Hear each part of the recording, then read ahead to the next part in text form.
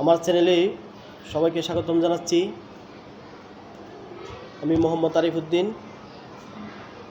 আর আমি আপনাদের সামনে এখন একটু গুরুত্বপূর্ণ কিছু আলোচনা নিয়ে আসছি। আলোচনার বিষয়বস্তু হলো শিক্ষা যে খুব একটা গুরুত্বপূর্ণ একটা বিষয়। একটি জাতি যে শিক্ষিত হলে কি উপকার আর অশিক্ষিত হলে কি উপকার, সে বিষয় নিয়ে আলোচনা করব। আলোচনার শুরুতে আমি আপনাদের কাছে একটু কিছু চাচ্ছি, সেটা হচ্ছে আমার চ্যানেলটাকে আপনারা একটু সাবস্ক্রাইব করবেন, লাইক কমেন্ট শেয়ার করবেন, যাতে পরবর্তী ভিডিওটা আপনাদের কাছে আমি পৌঁছে দিতে পারি। এই পর্যায়ে আমি শুরু করতে যাচ্ছি শিক্ষায় যে জাতির মেরুদণ্ড। শিক্ষা খুবই একটা গুরুত্বপূর্ণ একটা বিষয়। যে জাতি যত বেশি শিক্ষিত, সে জাতি তত বেশি উন্নত। আপনারা একটু উপলব্ধি করলে বুঝতে পারবেন বিষয়টা কি। একটু চিন্তা করেন, যারা গ্রামে কৃষিকাজ করে তারা সারাদিন পরিশ্রম করে নিজের খোরাকটুকু সংগ্রহ করতে ওদের অনেক কষ্ট হয়ে যায়।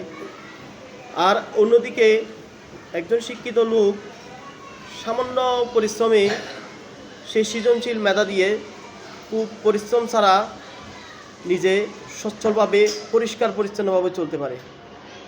আর একটা দেখবেন, যে জাতি বেশি শিক্ষিত, যেমন আমরা পশ্চিমা রাষ্ট্রগুলো, ওরা বেশি শিক্ষিত, ওরা বেশি উন্নত।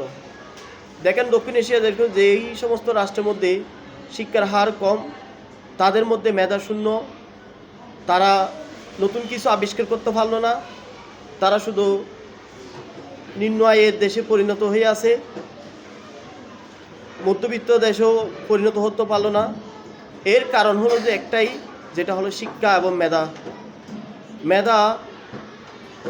এই মেধাটা রূপান্তর হয় যে শিক্ষার মাধ্যমে, শিক্ষা অর্জনের মাধ্যমে নিজের মেধাকে আরও সৃজনশীলভাবে জাগ্রত হয়ে থাকে। তাই একটা জাতিকে তার উন্নত শিখরে পৌঁছানোর জন্য অবশ্যই শিক্ষার হার থেকে এগিয়ে নিয়ে যেতে হবে। যদি শিক্ষার হারকে এগিয়ে নিয়ে যাওয়া হয়, অটোমেটিক একটা জাতি তার উচ্চ অবস্থানে পৌঁছাতে পারবে। ধন্যবাদ। আপনারা আপনাদের সন্তান সন্ততিকে শিক্ষিত করবেন, প্রতিবেশী সমাজকে শিক্ষার জন্য উৎসাহিত করবেন, অবহেলিত সাহায্য করবেন, কারো যদি সমস্যা হয় তাকে সহযোগিতা করবেন। একটি দেশ এভাবেই আমরা উন্নত করতে পারি। ধন্যবাদ।